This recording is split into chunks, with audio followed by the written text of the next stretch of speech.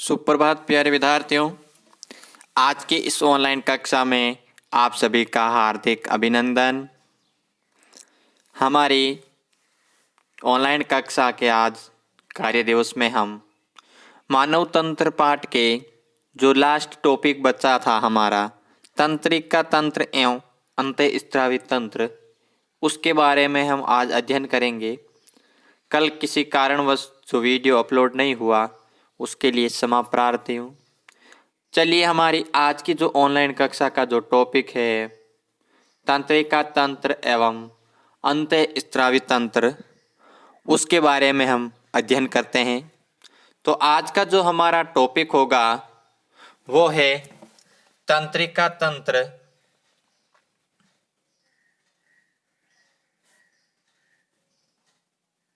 वे अंतःस्रावी तंत्र। अब अगर बात की जाए तंत्रिका तंत्र और अंतःस्रावी तंत्र के बारे में, तो हम सबसे पहले जो हमारा टॉपिक है वो लेते हैं हम तंत्रिका तंत्र। क्या लेते हैं? तंत्रिका तंत्र। तंत्रिका तंत्र। अब अगर हम तंत्रिका तंत्र के बारे में हम बात करें या इसके बारे में पढ़ें तो देखिए, हम जानते हैं कि हमारे जो मनुष्य शरीर है उसमें विभिन्न अंग आपस में एक दूसरे से जुड़कर बनते हैं। क्या करते हैं? एक दूसरे से जुड़कर बनते हैं, अर्थात हम कह सकते हैं एक दूसरे के परस्पर सहयोग तथा समन्वय के साथ कार्य करते हैं। अर्थात सभी अंगों के परस्पर मिलने से हमारा जो शरीर का ढांचा तैयार होता है। शरीर में जो विभिन्न प्रकार के अलग अलग अंग है, इनको के अलग अलग कार्य होते हैं। ये तारतम्य अंगों तथा अंग तंत्रों क्रियाओं के रूप में यथा योग्य कार्य नहीं कर सकते। क्या नहीं कर सकते?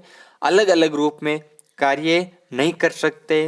अंग तंत्रों से मिलकर समन्वय हेतु शरीर में विशेष तंत्र कार्य करता है। क्या करता है? जो शरीर के अंग है वो आपस में समन्वय हेतु शरीर में विशेष तंत्र का निर्माण करते हैं, या आप कह सकते हैं विशेष तंत्र कार्य करता है। और उस तंत्र को क्या कहा जाता है? तंत्रिका तंत्र। क्या कहा जाता है? तंत्रिका तंत्र।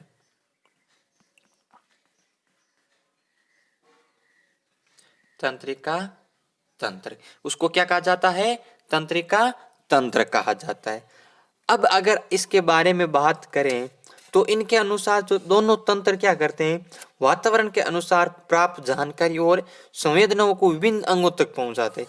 यानी कि इस तंत्रिका तंत्र का क्या कार्य होता है कि ये जो हमारे वातावरण के अनुसार जो हमें प्राप्त जानकारी होती है, जो हमें प्राप्त संवेदनाएं होती है, उनको क्या करता है?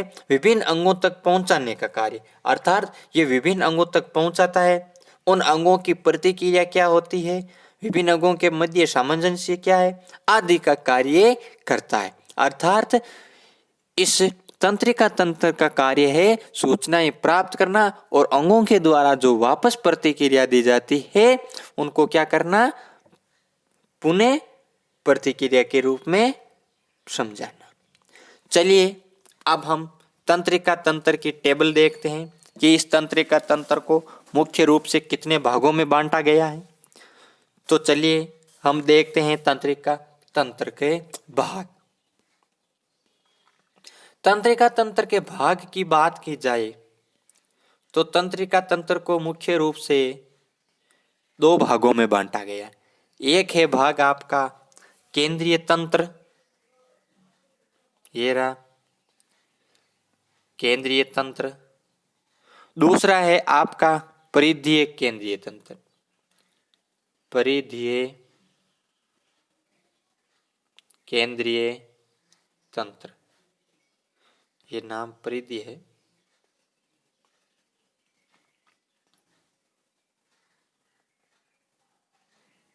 परिधीय केंद्रीय तंत्र। अब इनको भी अलग अलग भागों में बांटा गया है। देखिए केंद्रीय तंत्रिका तंत्र को दो भागों में बांटा गया। कितने भागों में? दो भागों में। एक है आपका मेरुरज्जु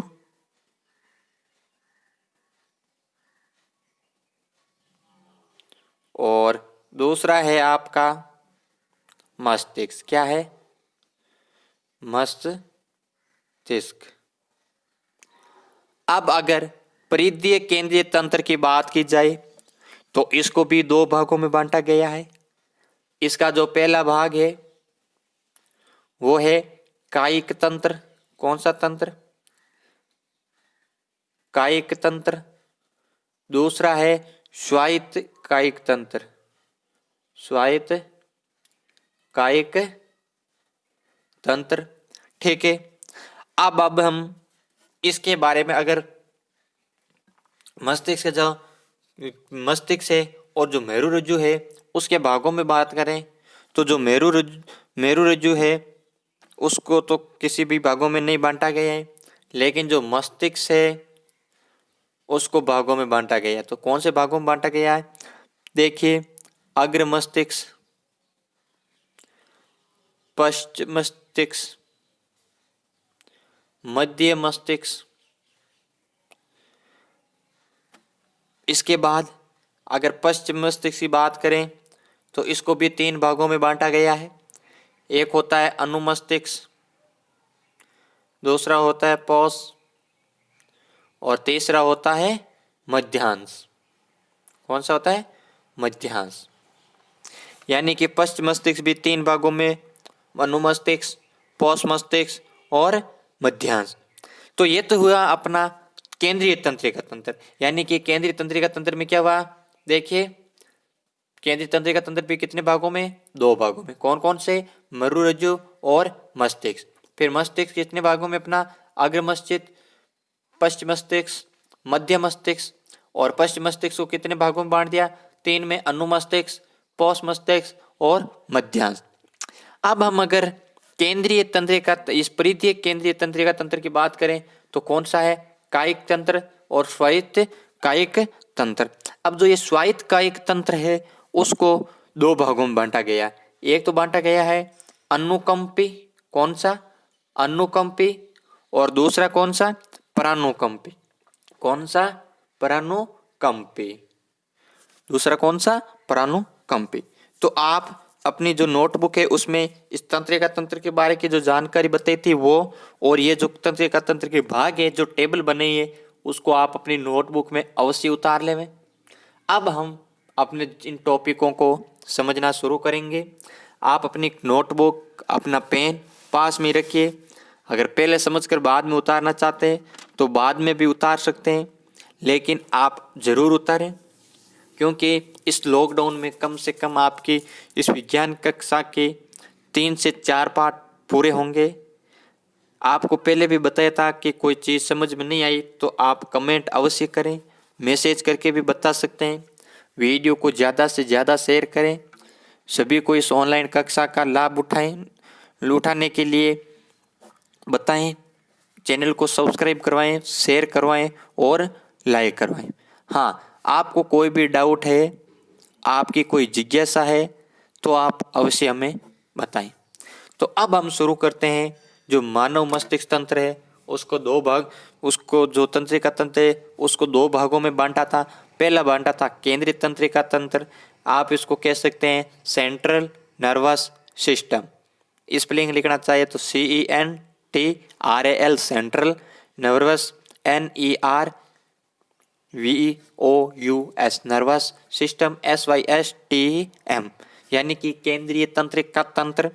दूसरा था परिधीय तंत्रिका तंत्र, जिसको आप कह सकते हैं पेरिफेरल नर्वस सिस्टम, यानी कि peripheral nervous system PERIPHERAL, peripheral nervous system NERVOUS system SYSTEM।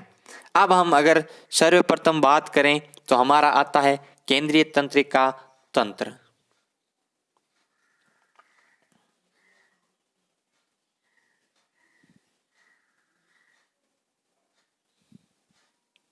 केंद्रीय तंत्रिका तंत्र। अब अगर बात की जाए केंद्रिका तंत्र के बारे में तो केंद्रीय तंत्रिका तंत्र में जो मुख्य रूप से मस्तिष्क और जो मेरुरज्जु तथा एक बात बताई थी, इसमें से जो निकलने वाली तंत्रिका कोशिकाएं शामिल होती है। इनमें क्या होती है, आप लिखना कि केंद्रीय तंत्रिका तंत्र में मुख्य रूप से मस्तिष्क और मरुरज्जु तथा इनसे निकलने वाली तंत्रिका कोशिकाएं शामिल होती है। यह आपको कॉपी में लिखना है। और परिधीय तंत्रिका तंत्र भी कितने प्रकार का होता है, 2 प्रकार की तंत्रिकाओं से मिलकर बना होता है। अब आप अपनी पहली हेडिंग लगाइए, स्वेदी या अभिवाही। क्या स्वेदी या अभिवाही क्या होते हैं? स्वेदी या अभिवाही, यानी जो ये स्वेदी अभिक्रियाएं क्या होती है, या जो प्रतिक्रिया वो क्या होती है, स्वेदी, या आप इसको यूं कह सकते हैं अभिवाही। स्वेदी या अभिवाही। अगर इसके बारे में हम बात करें या इसके बारे में पढ़ें तो इस हेडिंग में आप लिखना कि पहले समझ लो फिर लिख लेना, मैं बोल दूंगा लिखने की जो बात। इसमें होता है क्या, जो तंत्रिकाएं हैं या जो ऐसी तंत्रिकाएं होती है जो उद्दीपनों को क्या करती है, उत्तकों, क्या जो उद्दीपक होते हैं उनको क्या करती है ये तंत्रिकाएं, उसको पहुंचाती है उत्तकों तक। कहाँ पहुंचाती है, उत्तकों तक। और उत्तकों के साथ साथ कहाँ पहुंचाती है, अंगों तक। यानी कि इन तंत्रिका तंत्रों के माध्यम से जो उद्दीपन होते हैं उनको क्या किया जाता है, उत्तकों और अंगों से केंद्रीय तंत्रिका तंत्र तक लाती है। अर्थात आप इसमें लिखिए स्वेदी या अभिवाही के अंदर कि ऐसी तंत्रिकाएं जो उद्दीपनों को उत्तकों व अंगों से कहां तक पहुंचाती है, केंद्रीय तंत्रिका तंत्र तक पहुंचाती है या केंद्रीय तंत्रिका तंत्र तक लाती है, उन्हें संवेदी अथवा अभिवाही कहा जाता है।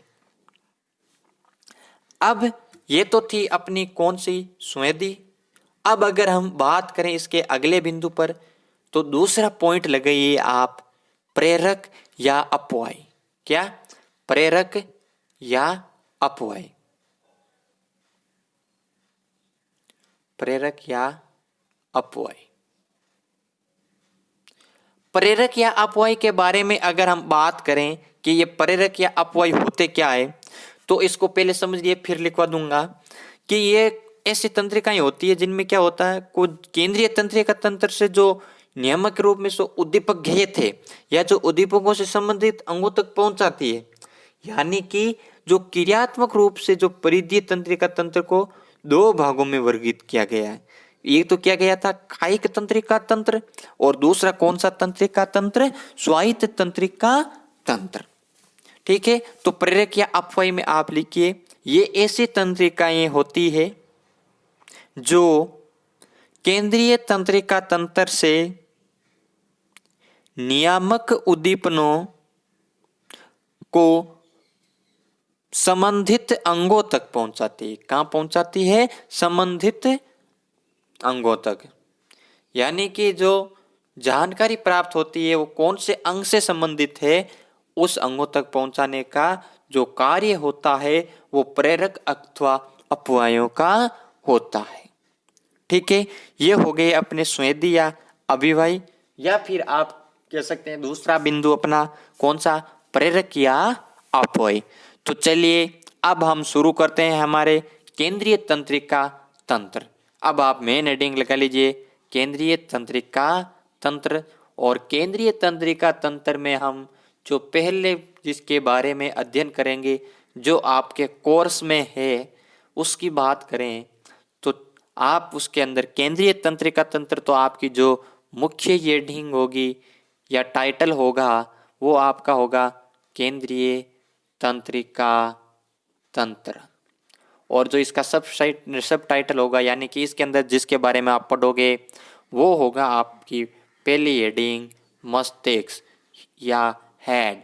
क्या होगा, मस्तिष्क, यानी कि आप मस्तिष्क के बारे में पढ़ेंगे। अब आपको पहले ही बता दिया था कि मस्तिष्क, मेरुरज्जु तथा इनसे जो निकलने वाली तंत्रिकाएं होती है वो किसका निर्माण करती है, केंद्रीय तंत्रिका तंत्र का निर्माण करती है। यानी कि मस्तिष्क, तथा मेरुरज्जु तथा इनसे निकलने वाली तंत्रिकाओं से किसका निर्माण होता है? केंद्रीय तंत्रिका तंत्र अर्थात सेंट्रल नर्वस सिस्टम। अब अगर हम बात करें मस्तिष्क के बारे में, तो आपको पहले भी बताया था कि मस्तिष्क को कितने भागों में बांटा गया था? 3 भागों में। कौन कौन से भाग थे 3? अग्र मस्तिष्क, मध्य मस्तिष्क और पश्च मस्तिष्क। और फिर आपको बताया था कि जो पश्च मस्तिष्क है उसको भी 3 भागों में बांटा गया था। कौन कौन से? अनुमस्तिष्क, पोष मस्तिष्क और मध्यांश मस्तिष्क। तो सबसे पहले हम हमारे जो मुख्य बिंदु है या जो मुख्य सब टाइटल है मस्तिष्क, उसके बारे में देखते हैं। पहले मैं इसके बारे में आपको समझा देता हूँ, फिर आपको लिखना है। तो मानव मस्तिष्क होता क्या, देखिए कि ये सबसे महत्वपूर्ण भाग, या आप इसको कह सकते हैं शरीर का कौन सा भाग है? ये केंद्रीय भाग। कौन सा भाग? केंद्रीय भाग। आप इसको शरीर का कौन सा भाग कह सकते हैं? केंद्रीय भाग कह सकते हैं, या सेंट्रल पॉइंट कह सकते हैं। यानी कि मस्तिष्क का कौन सा केंद्रीय भाग होता है।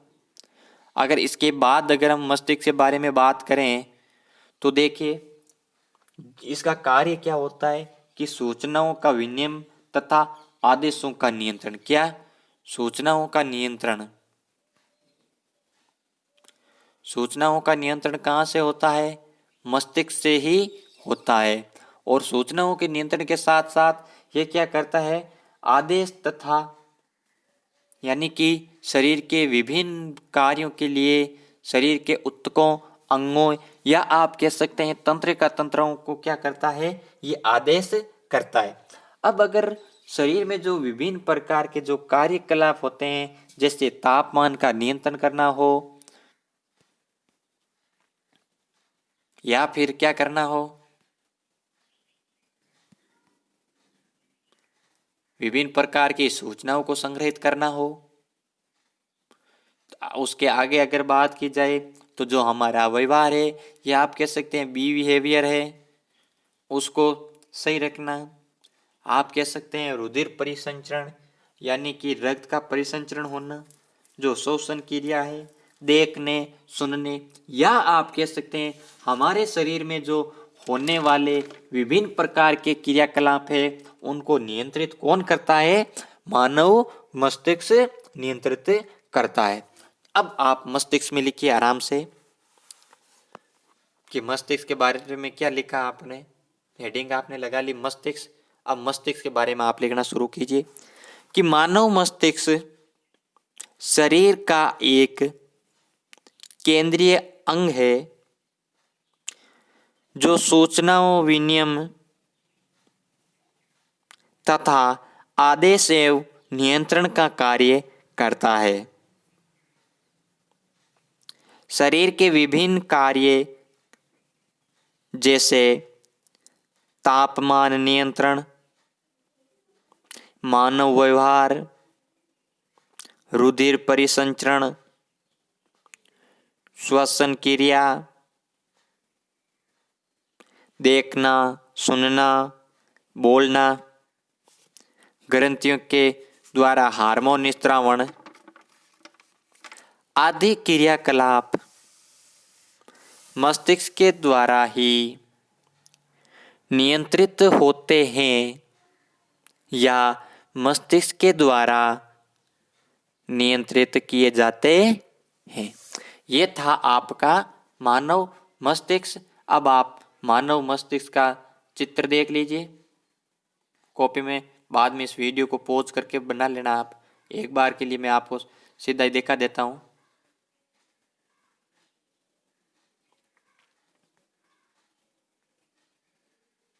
अब देखिए ये आपका है मस्तिष्क।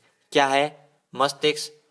और मस्तिष्क के इस भाग में देख के अगर बाईं तरफ, तो ये होता है आपका जो मध्य मस्तिष्क। क्या होता है? मध्य मस्तिष्क, अर्थात ये यहाँ पर। और मध्य मस्तिष्क किसका भाग है? आपको पता ही है, मस्तिष्क का। उसके बाद उसके जैसे ही आप नीचे आते हैं तो आपको जो ये संरचना दिखाई दे रही है उसको कहा जाता है पोष संरचना। कौन सी? पोष। और पोस है वो मस्तिष्क, किस मस्तिष्क का भाग है, वो है आपका पश्च मस्तिष्क का भाग। उसके बाद आती है मेडा यंत्रा। उसके बाद इधर अगर हम दाईं ओर आए तो सबसे ऊपर आता है अपना थैलेमस। कौन सा? थैलेमस। उसके नीचे फिर जो ये संरचना बनी हुई है आप यहाँ देखिए, वो होते हैं आपके हाइपोथैलेमस। कौन सी? हाइपोथैलेमस ग्रंथि। उसके नीचे जैसे ही आप उसके नीचे आएंगे वहाँ आपको जो संरचना दिखाई देती है वो होती है आपकी पीयूष ग्रंथि। कौन सी? पीयूष ग्रंथि। और जो सबसे नीचे ये कॉर्नर में जो संरचना है वो है आपका अग्र मस्तिष्क। कौन सा मस्तिष्क? अग्र मस्तिष्क। और ये जो लंबी संरचना दिखाई दे रही है इसको आप कह सकते हो मर्रुरज्जु या फिर कह सकते हैं रीढ़ की हड्डी। इस चित्र को मैं आपके लिए एक बार पुनः साफ कर देता हूं, देख लीजिएगा, फिर आप आराम से बना लेना।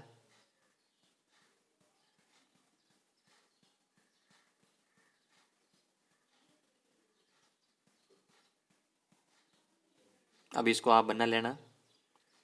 बारे बोर्ड जी इसको भगाओ मत, वापस प्रदर्शित करो इसको। ये लो, 2 मिनट के लिए रहने देता हूं, बाद में आप आराम से बना लेना। देख लिया? तो चलिए अब हम अगले बिंदु पर चलते हैं, हमारे मस्तिष्क। अब अगर बात की जाए किसके बारे में, मस्तिष्क के बारे में, छोटी सी लाइन है, आप वो अपने नोट के रूप में लगा कर लिखना है कि जो मस्तिष्क के आवरण के बीच जो खांचा होता है या जो जगह होती है उसमें एक द्रव्य भरा होता है। क्या भरा होता है? एक द्रव्य भरा होता है। और उस द्रव्य को क्या कहा जाता है? मृत द्रव्य कहा जाता है। कितने द्रव्य? कौन सा द्रव्य? मृत द्रव्य। तो आप लिख लो कि मस्तिष्क के मध्य के आवरण के बीच जो जगह होती है उसमें एक द्रव्य भरा होता है जिससे मस्तिष्क मृत द्रव्य कहा जाता है। लिख ले। अब मस्तिष्क तो पढ़ लिया, अब हम आप मस्तिष्क के पहले भाग जिसको आप कह सकते हैं अग्र मस्तिष्क। क्या कह सकते हैं? अग्र मस्तिष्क। हेडिंग लगाइए, अग्र मस्तिष्क।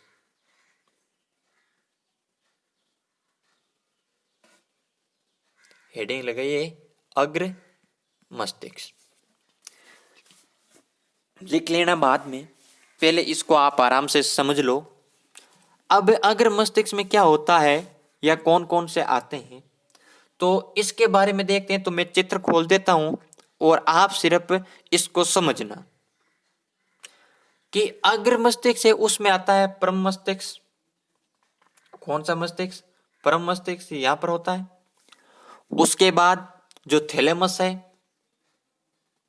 ये, और हाइपोथैलेमस, यानी कि परम मस्तिष्क, थैलेमस तथा हाइपोथैलेमस, यानी कि फर्स्ट, सेकंड, थर्ड, ये 3 मिलकर क्या करना बनाते हैं? अग्र मस्तिष्क को बनाते हैं, या आप कह सकते हैं अग्र मस्तिष्क का निर्माण करते हैं। अब अगर दूसरे बिंदु पर इसके बात करें हम तो होता क्या है, जो परम मस्तिष्क है, कौन सा मस्तिष्क? परम मस्तिष्क। अब उस परम मस्तिष्क के बारे में हम बात करें या अग्र मस्तिष्क के बारे में बात करें, दोनों एक ही चीज है। तो ये क्या होता है? मानव मस्तिष्क का लगभग यानी कि 80 से 85% भाग बनाता है। कितना प्रतिशत भाग? 80 से 85% भाग कौन बनाता है? परम मस्तिष्क। अब उसके अगर बात करें, इस मस्तिष्क के बारे में बात करें तो ये मस्तिष्क का वो भाग है जहां पर क्या होता है? ज्ञान, चेतना, सोचना, विचारने आदि से संबंधित जो कार्य होते हैं वो कौन से मस्तिष्क में संपादित होते हैं? अग्र मस्तिष्क में संपादित होते हैं, या आप कह सकते हैं ये कार्य कहाँ होते हैं? अग्र मस्तिष्क में संपादित होते हैं। अब इसके बारे में एक बात और देख लीजिए, इसकी आकार कैसा होता है, कैसा होता है।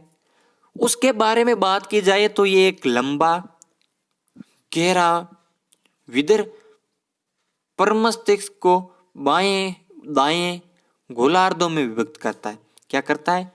लंबा और गहरा है, विदर्भ मस्तिष्क क्या करता है, इसको दाएं और बाएं गोलार्धों में विभक्त करता है, अर्थात दायां भाग और बायां भाग। अब प्रत्येक जो गोलार्ध है, जो दायां और बायां गोलार्ध में विभक्त हुए थे, इनमें एक दैर्घ्य पाया जाता है। क्या पाया जाता है? दैर्घ्य, जो क्या होता है, प्रांतस्था, या आप कह सकते हैं ब्लू कोट, या आप कह सकते हैं कोर्टेक्स। क्या कह सकते हैं? कोर्टेक्स। उसके बाद इसके अंदर जो श्वेत दरिये बना हुआ होता है, वो भाग क्या कहलाता है? अंतःस्था या मध्यांश कहा जाता है। यानी कि जो गुसर रंग का जो दरिया था, उसको तो आपने कह दिया प्रांत स्था या बलकूट, या आपने इसको नाम दे दिया कोर्टेक्स। लेकिन जो ये श्वेत रंग का जो दरिया होता है, या जो दरिया से बना हुआ जो भाग होता है, उसको क्या कहा जाता है? अंतःस्था या मध्यांश, या फिर कह सकते हैं आप कि इसको अंतःस्था भी कहा जा सकता है। अब अगर बात की जाए इन दोनों गोलार्धों की, बायां गोलार्ध और दायां गोलार्ध, ये क्या करते हैं? आपस में प्रेरक संकेतों का केंद्रक होते हैं। यानी कि जो संकेत होते हैं, इनके द्वारा ही प्रतिपादित होते हैं। अब दूसरी भी बात इसकी महत्वपूर्ण है कि जो अग्र मस्तिष्क का जो डायेनसिफ्लोन भाग, कौन सा भाग? डायेनसिफ्लोन भाग पर जो हाइपोथैलेमस स्थित होता है। कहाँ, कौन सा होता है? हाइपोथैलेमस। कौन सी ओर? बाईं ओर। जो हाइपोथैलेमस होता है, ये भाग क्या करता है? भूख, प्यास, निंद्रा, ताप, थकान, मन की भावनाएं आदि को अभिव्यक्त करता है। यानी कि जो हमारे शरीर की महत्वपूर्ण है, भूख लगना, प्यास लगना, नींद का आना, तापमान का ज्यादा होना, थकान महसूस होना, मन के अंदर विभिन्न प्रकार के भाव आना, ये जो आदि अभिव्यक्तियां हैं, वो कहाँ होती है? हाइपोथैलेमस में होती है। और हाइपोथैलेमस मस्तिष्क के कौन से भाग में होता है? तो होता है अग्र मस्तिष्क में होता है। अब आप अग्र मस्तिष्क के बारे में नोट्स लिखने हैं, वो लिख लीजिए। देखिए क्या है,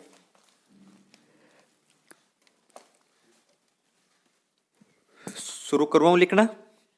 लिखिए, पर मस्तिष्क, थैलेमस तथा हाइपोथैलेमस से मिलकर अग्र मस्तिष्क का निर्माण होता है। लिख लिया? इसके आगे लिखिए,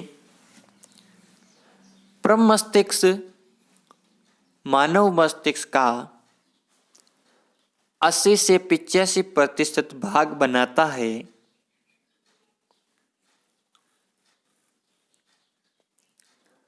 प्रमस्तिष्क मस्तिष्क का वह भाग है, मस्तिष्क का वह भाग है जहां ज्ञान, चेतना,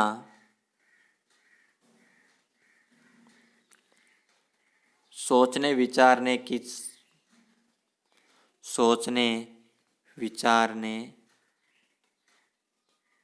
संबंधित कार्य संपादित होते हैं।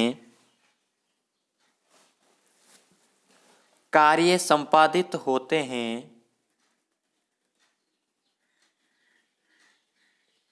इसके आगे लिखिए,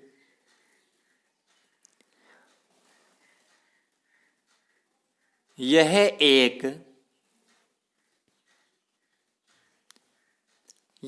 एक लंबा, गहरा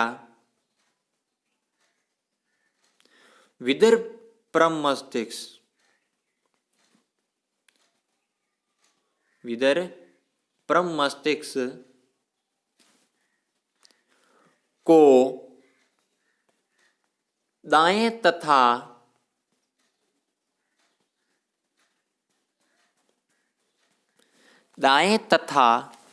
बाएं गोलार्धों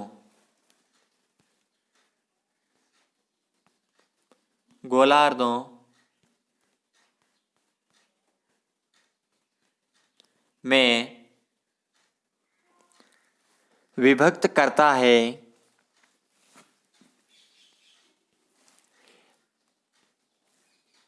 करता है। प्रत्येक गोलार्ध में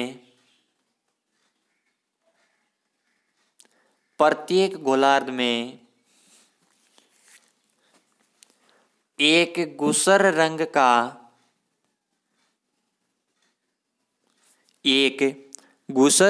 का द्रव्य पाया जाता है।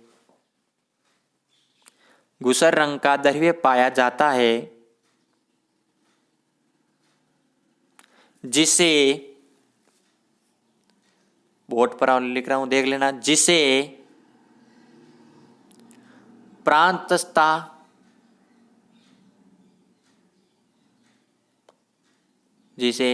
प्रांतस्थता या वलकोट या फिर कॉर्टेक्स कहा जाता है। क्या कहा जाता है? कॉर्टेक्स कहा जाता है।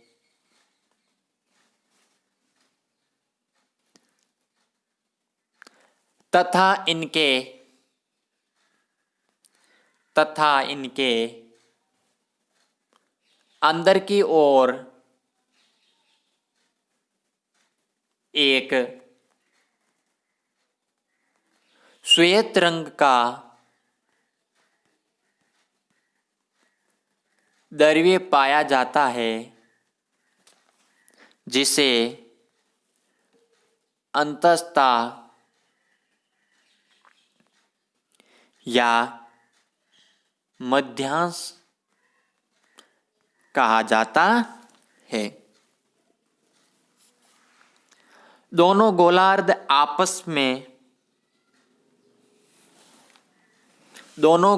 आपस में प्रेरक संकेतों का केंद्र है। अग्र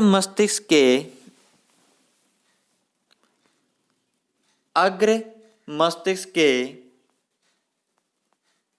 बोर्ड पर नाम लिख रहा हूं वो लिख लेना।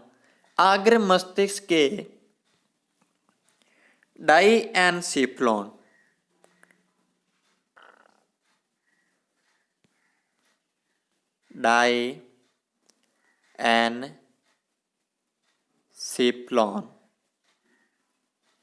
ये नाम लिख लो।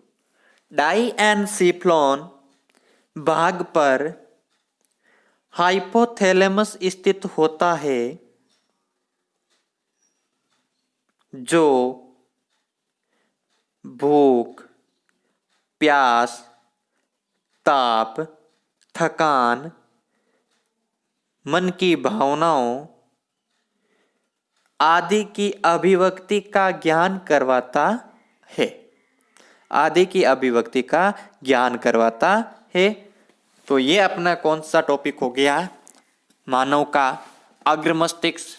अब अगर हम आगे बात करें तो जो हमारी दूसरी हेडिंग है वो है मध्य मस्तिष्क। आप हेडिंग लगा लीजिए मध्य मस्तिष्क।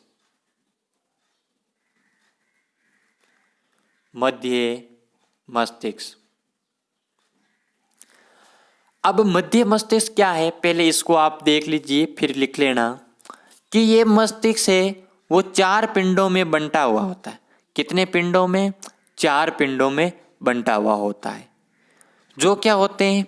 हाइपोथैलेमस तथा जो पश्च मस्तिष्क है उसके मध्य में स्थित होता है। क्या होता है? जो हाइपोथैलेमस और कौन से मस्तिष्क के बीच में स्थित होता है? पश्च मस्तिष्क के बीच में। कौन से मस्तिष्क के बीच में? पश्च मस्तिष्क के बीच में।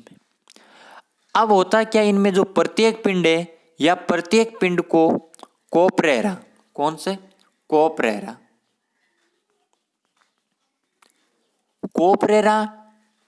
क्वाड्रोजीन, क्या कहा जाता है? क्वाड्रोजेमिन, कोरपेरा क्वाड्रोजेमिन कहा जाता है। और इसके क्या होता है? जो ऊपरी 2 पिंड है वो दृष्टि के लिए यानी कि देखने के लिए, और जो निचले जो 2 पिंड है वो श्रवण यानी कि सुनने के लिए।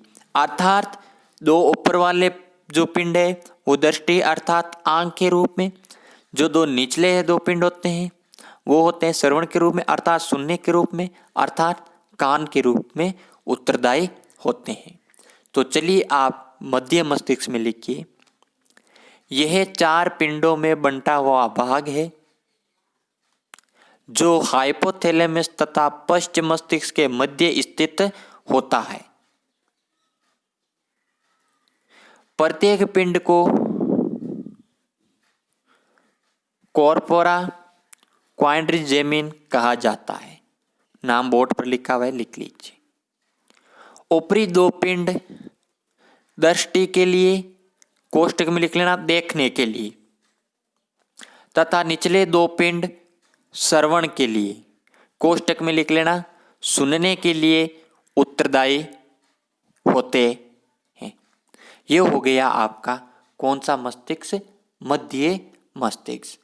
अब अगर हम मध्य मस्तिष्क के बाद बात करें तो अपनी जो अगली हेडिंग है वो आती है पश्च मस्तिष्क। कौन सा मस्तिष्क? पश्च मस्तिष्क। आप हेडिंग लगा लीजिए पश्च मस्तिष्क। पहले समझ लीजिए पश्च मस्तिष्क होता क्या है।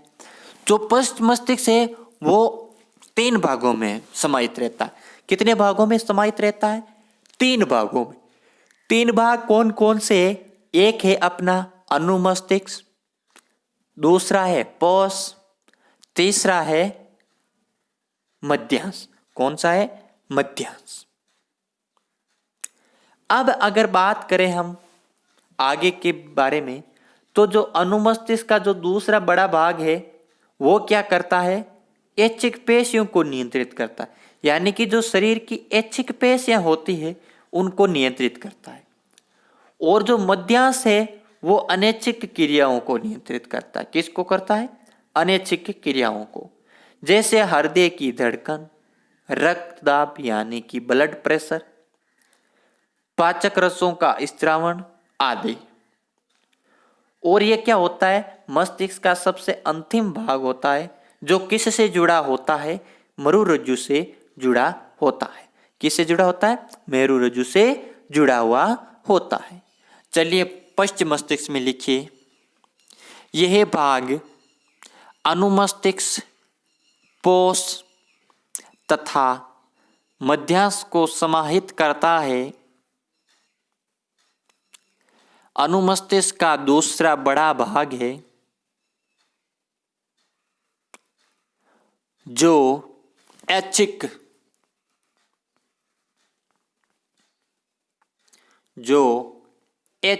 क्रियाओं को नियंत्रित करते हैं तथा मध्यांश भाग अनैच्छिक क्रियाओं का नियंत्रित करती है, जैसे हृदय की धड़कन, रक्तदाब, पाचक रसों का स्त्रावण आदि। पैराग्राफ चेंज करके लिखिए, यह मस्तिष्क का अंतिम भाग है जो मेरुरज्जु से जुड़ा होता है। अब अपनी जो नई हेडिंग है वो होगी अपनी जो केंद्रीय तंत्रिका तंत्र था उसका जो दूसरा भाग था मेरुरज्जु, उसके बारे में। तो आप हेडिंग लगा लीजिए मेरुरज्जु। दूसरी हेडिंग लगा लीजिए आप मेरुरज्जु। अब जो चीज़ें हैं वो सिर्फ और सिर्फ समझने की है, लिखवाने के लिए मैं आपको क्या कर दूंगा, बोल दूंगा, वो आप आराम से लिख लेना। अब मेरुरज्जु में आपको सिर्फ लिखना ही है। आप सीधा लिख लीजिए इसमें कि जो मेरुरज्जु है वो पश्च मस्तिष्क मध्यांश के जरिए, किसके जरिए? पश्च मस्तिष्क मध्यांश के जरिए मेरुरज्जु से जुड़ा होता है। क्या होता है? जुड़ा होता है। तो मेरुरज्जु में आप लिखिए, पश्च मस्तिष्क मध्यांश के जरिए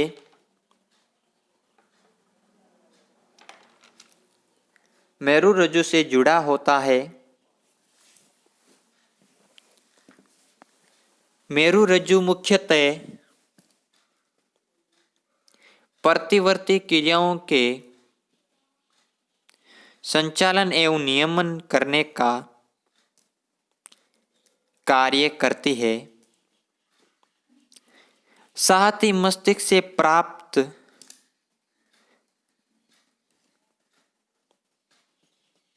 तथा मस्तिष्क को जाने वाले जो आवेग हैं उनके लिए पथ प्रदान करते हैं। ये थी आपकी मेरु रज्जु। क्या थी? मेरु रज्जु। अब अगर हम मेरु रज्जु के बाद हमारा जो तंत्रिका तंत्र का जो दूसरा भाग था, परिधीय तंत्रिका तंत्र, क्या परिधीय तंत्रिका तंत्र, उसके बारे में पढ़ेंगे। आप हेडिंग लगाइए परिधीय तंत्रिका तंत्र। यह तंत्र केंद्रीय तंत्र के बाहर कार्य करता है, इसलिए इसे परिधीय तंत्र कहा जाता है। इसको मुख्य रूप से दो भागों में विभक्त किया गया है। आप पहली हेडिंग लगाइए कायिक तंत्रिका तंत्र। इसमें लिखो यह तंत्र उन क्रियाओं को संपादित करने में मदद करता है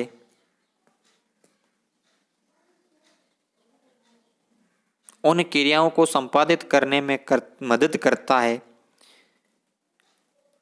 जिन्हें हम अपनी इच्छा के अनुसार करते हैं। जिन्हें हम अपनी इच्छा के अनुसार करते हैं। दूसरा हेडिंग लगाइए आप स्वायत्त तंत्रिका तंत्र। इसमें लिखिए स्वायत्त तंत्रिका तंत्र। स्वायत्त तंत्रिका तंत्र में लिखिए आप यह तंत्र उन क्रियाओं का संचालन करता है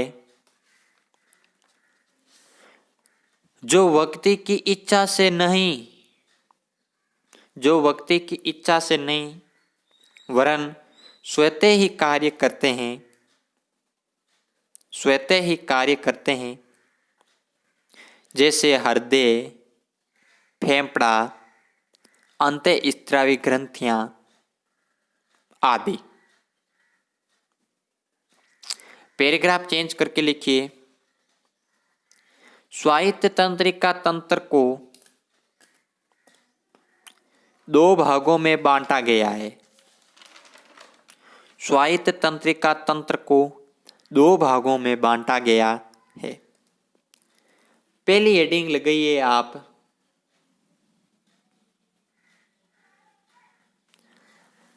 अनुकंपी तंत्रिका तंत्र। अनुकंपी तंत्रिका तंत्र, इसको समझ लीजिए कि ये अनुकंपित तंत्रिका तंत्र क्या होता है। ये जो हमारी जो सतर्कता है, जो हमारी उत्तेजना है, इनको नियंत्रित करता है। किसको नियंत्रित करता है? हमारी उत्तेजनाओं को, हमारी सतर्कता को क्या करता है? ये नियंत्रित करता है। अर्थात ये क्या तंत्रिका तंत्र क्या करता है? आपातकालीन परिस्थितियों में हमारे शरीर को अतिरिक्त ऊर्जा प्रदान करता है। क्या करता है? यानी कि विपरीत परिस्थितियों में, या आप कह सकते हैं आपातकालीन परिस्थितियों में कौन सा तंत्रिका तंत्र हमें ऊर्जा प्रदान करता है? तो आपका उत्तर होना चाहिए अनुकंपित तंत्रिका तंत्र। तो अनुकंपित तंत्रिका तंत्र में आप लिखिए ये तंत्र व्यक्ति में सतर्कता, उत्तेजना को नियंत्रित करता है। पैरा चेंज करके लिखना ये तंत्र व्यक्ति के शरीर को आपातकालीन परिस्थितियों में अतिरिक्त ऊर्जा प्रदान करता है। दूसरी हेडिंग लगाइए आप प्राणोकंपी।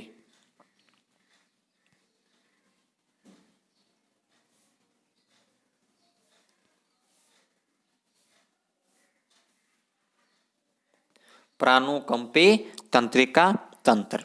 इसमें लिखिए ये तंत्र शारीरिक ऊर्जा का संचय करता है। विश्रामावस्था में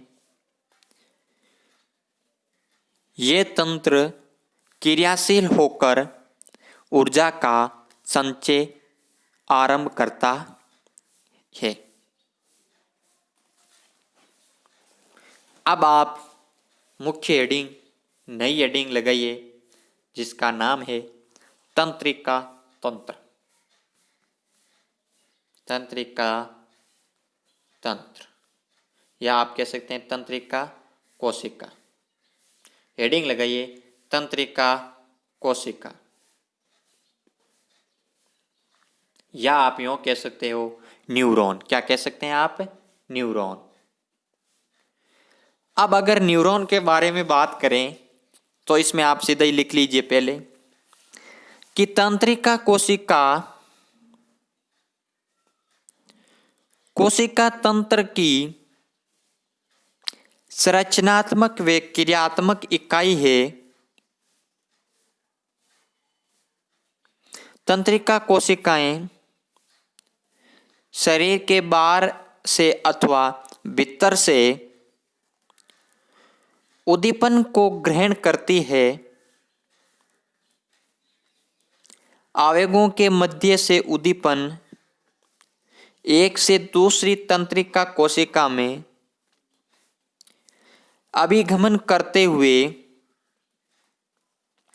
केंद्रीय तंत्रिका तंत्र तक पहुंचते हैं। क्या करते हैं? केंद्रीय तंत्रिका तंत्र तक पहुंचते हैं। अब जो ये तंत्रिका कोशिका है, या आप कह सकते हैं जो न्यूरॉन है, वो क्या है? 3 भागों में बंटी हुई। कितने भागों में बंटी हुई? 3 भागों में बंटी होती है। अब अगर 3 भागों के बारे में बात की जाए तो पहला भाग होता है आपका कोशिका काय, दूसरा होता है आपका युग्माशय, और तीसरा भाग होता है वो होता है आपका तंत्रिकांश। क्या होता है? तंत्रिकांश। आपके सामने तंत्रिका कोशिका का या न्यूरॉन का चित्र दिखा रहा हूं, आप आराम से बना लेना कॉपी के अंदर। सिर्फ बनाने से काम नहीं चलेगा, उसको समझना भी है आपको।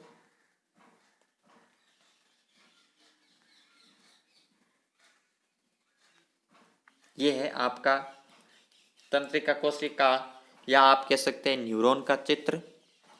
आप इसको वीडियो को पॉज करके आराम से बना लेना। चलिए, हमारी तंत्रिका तंत्र का जो पहला टॉपिक था तंत्रिका तंत्र, वो कंप्लीट हुआ। अब जो हमारा दूसरा मुख्य बिंदु है वो है मानव अंतःस्रावी ग्रंथियां, अर्थात अंतःस्रावी तंत्र। तो हेडिंग लगाइए आप अंतःस्रावी तंत्र। लगा लिया? इसके अंदर आप पहली हेडिंग लगाइए प्रमुख मानव अंतःस्रावी ग्रंथियां। पहली हेडिंग लगाइए प्रमुख मानव अंतःस्रावी ग्रंथियां। लगा ली हेडिंग? अब इसके अंदर जो अंतःस्रावी ग्रंथियां पढ़ेंगे उनको आप आराम से नंबर वाइज लिखते जाना। पहला आप लिखो हाइपोथैलेमस।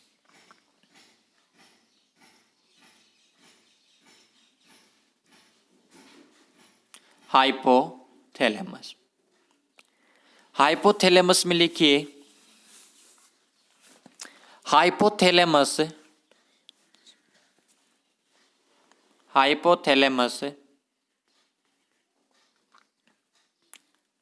डायनसिफ्लोन का, बोर्ड पर लिखा हुआ है देख लीजिए, डायनसिफ्लोन का आधार भाग है।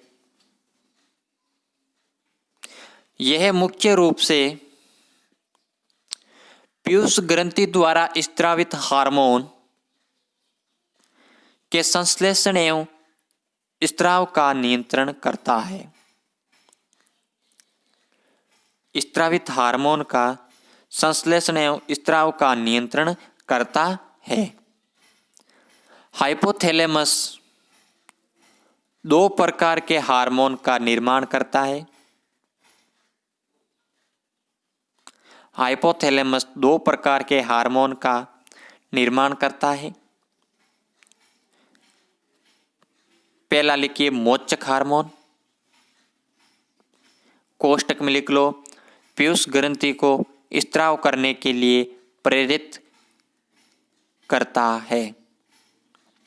कोष्टक में लिखना है, पीयूष ग्रंथि को स्राव करने के लिए प्रेरित करता है। दूसरा लिखो निरोधी हार्मोन, कोष्टक में लिखो, पीयूष ग्रंथि से हार्मोन स्राव को रोकता है। लिख लिया। दूसरी ग्रंथि लिखिए आप पीयूष ग्रंथि। दूसरी ग्रंथि आप लिखिए पीयूष ग्रंथि। यह ग्रंथि मस्तिष्क में नीचे की तरफ हाइपोथैलेमस के पास पाई जाती है। पीयूष ग्रंथि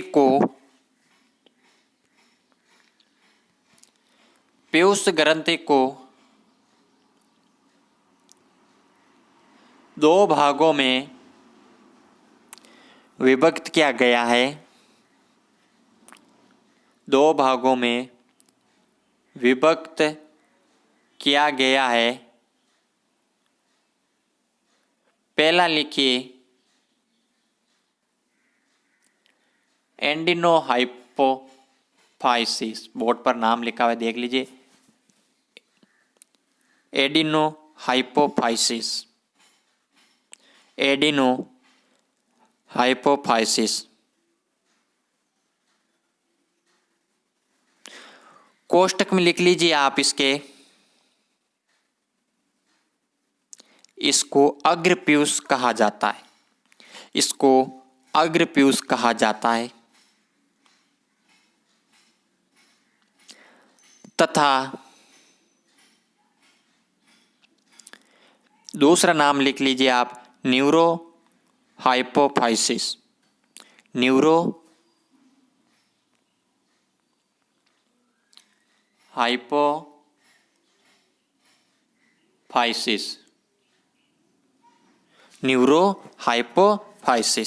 इसके कोष्टक में लिख लीजिए पश्च पीयूष कोष्टक बंद, बांटा गया है। पैराग्राफ चेंज करके लिखिए, इस ग्रंथि को मास्टर ग्रंथि भी कहा जाता है। इस ग्रंथि को मास्टर ग्रंथि भी कहा जाता है, जो विभिन्न प्रकार के हार्मोनों का निर्माण व स्रावण करता है, जैसे वृद्धि हार्मोन, थायराइड प्रेरक hormone, prolactin hormone, oxytocin hormone, vasopressin hormone, gonadotropin hormone इत्यादि। तो ये थी आपकी कौन सी ग्रंथि? पीयूष ग्रंथि। 3 नंबर हेडिंग लगाइए आप, पीनियल ग्रंथि। पीनियल ग्रंथि। पीनियल ग्रंथि में आप लिखिए, पीनियल ग्रंथि मेलेटोनिन नामक हार्मोन का स्त्रावण करती है। यह हार्मोन मुख्य रूप से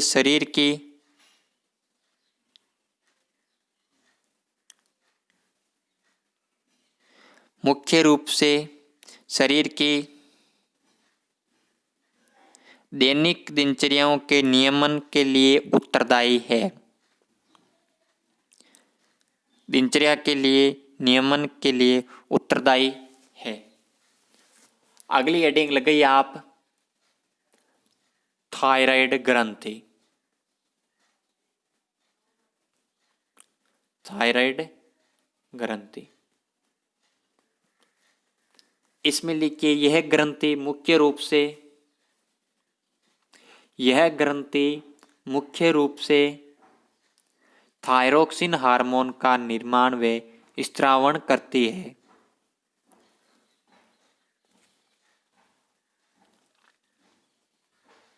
लिख लिया।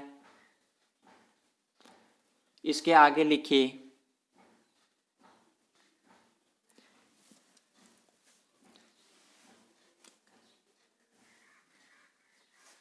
थायरोक्सिन हार्मोन आधारित उपापचय क्रियाओं को थायराइड ग्रंथि नियंत्रित करती है। यह हार्मोन लाल रक्त कणिकाओं के निर्माण में मददगार होता है। इसके साथ कार्बोहाइड्रेट, प्रोटीन, वसा के उपापचय में भी नियंत्रण के रूप में कार्य करता है। थायरोक्सिन हार्मोन के निर्माण हेतु आयोडीन की आवश्यकता होती है। आयोडीन की कमी से थायरोक्सिन हार्मोन का निर्माण कम होता है, जिसके कारण घेंगा रोग या गलगंड रोग होता है। अगली हेडिंग लगाइए आप, पैराथायराइड ग्रंथि। पैराथायराइड ग्रंथि, इसमें लिखिए यह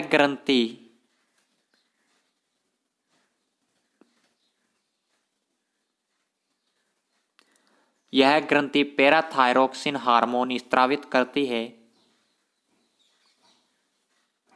जिसका मुख्य कार्य रुधिर में कैल्शियम तथा फास्फेट के स्तर को नियंत्रित करना है। इस हार्मोन की कमी से टेटेनी नामक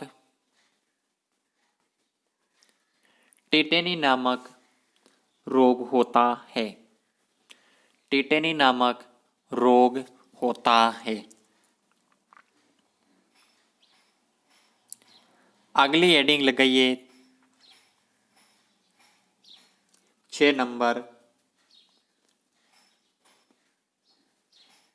अग्नाशय ग्रंथि। अग्नाशय ग्रंथि, इसमें लिखिए आप अग्नाशय दो अंतःस्रावी हार्मोन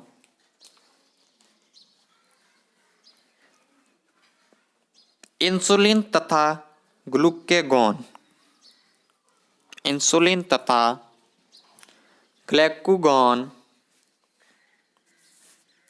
स्त्रावित करता है।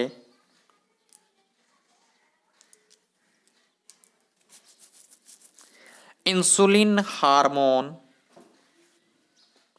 इस ग्रंथि में पाए जाने वाले इस ग्रंथि में पाए जाने वाले लैंगरहैंस द्वीप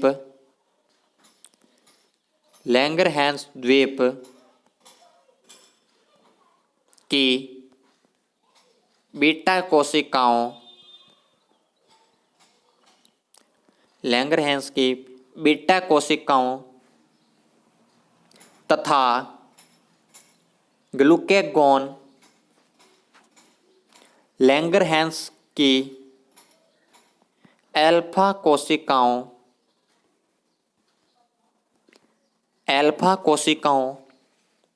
द्वारा स्त्रावित होता है।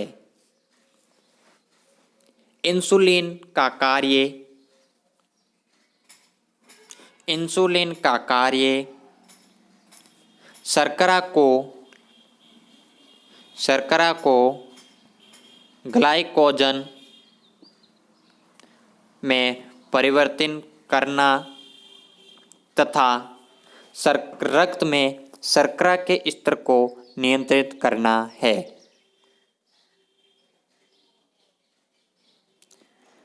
ग्लूकेगॉन इसके विपरीत ग्लाइकोजन के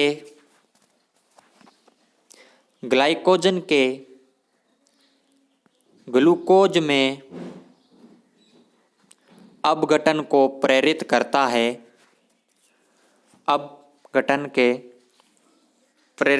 है।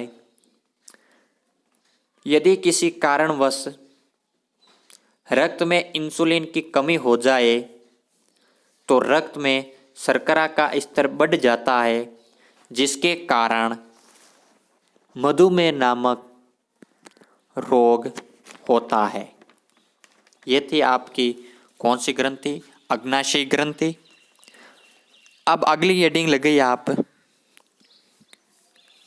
अधिवृक्क ग्रंथि। कौन सी ग्रंथि? अधिवृक्क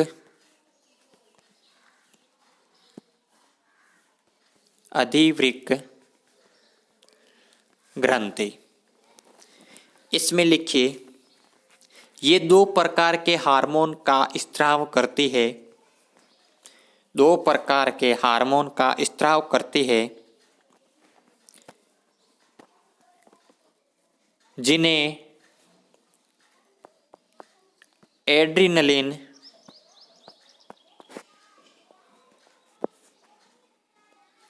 या एपिनेफ्रिन या आप कह सकते हैं नॉर एड्रिनलिन कहा जाता है। इस ग्रंथि को एड्रिनल ग्रंथि भी कहा जाता है।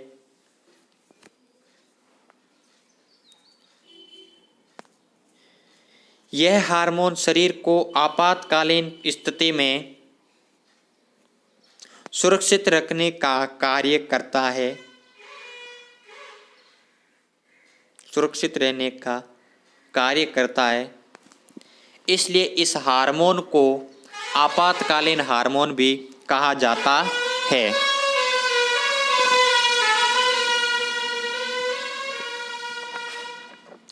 अगली हेडिंग लगाइए आप, थाइमस ग्रंथि। थाइमस ग्रंथि, यह ग्रंथि थाइमोसिन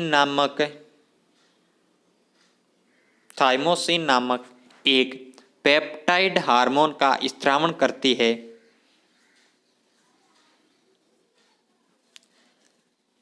यह ग्रंथि छोटे बच्चों में सर्वाधिक विकसित होती है, परंतु यौवनावस्था के प्रारंभ में या पश्चात ये सिकुड़ जाती है। यह सिकुड़ जाती है। अगली हेडिंग लिखिए आप, वृषण।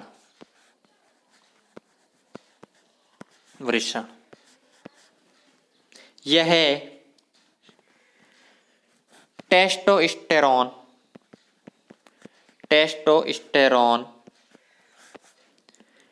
नामक नर हार्मोन का स्त्रावण करता है। ये हार्मोन नर लैंगिक अंगों का विकास तथा शुक्राणुओं के निर्माण में प्रेरक की भूमिका निभाता है। शुक्राणुओं के निर्माण में प्रेरक की भूमिका निभाता है। इस पाठ का लास्ट टॉपिक लगाइए अंडाशय ग्रंथि या अंतःस्रावी तंत्र। अंडाशय में लिखिए आप, यह ग्रंथि एस्ट्रोजन तथा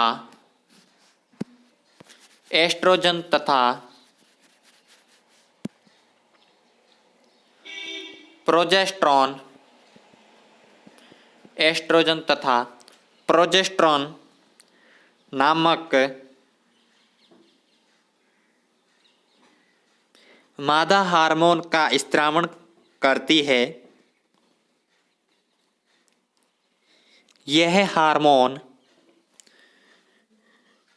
मादा लैंगिक अंगों का विकास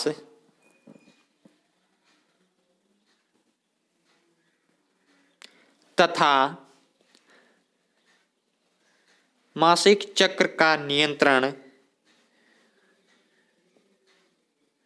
तथा गर्भ अनुरक्षण आदि में सहायक होते हैं। प्रिय विद्यार्थियों, हमारी इकाई फर्स्ट का दूसरा अध्याय मानव तंत्र ह्यूमन सिस्टम आज की इस कक्षा के साथ पूरा होता है। कक्षा 10 की विज्ञान विषय के सर्वाधिक अंकों वाला पाठ ह्यूमन सिस्टम आपके आज 6 पार्टों में पूरा हो गया है।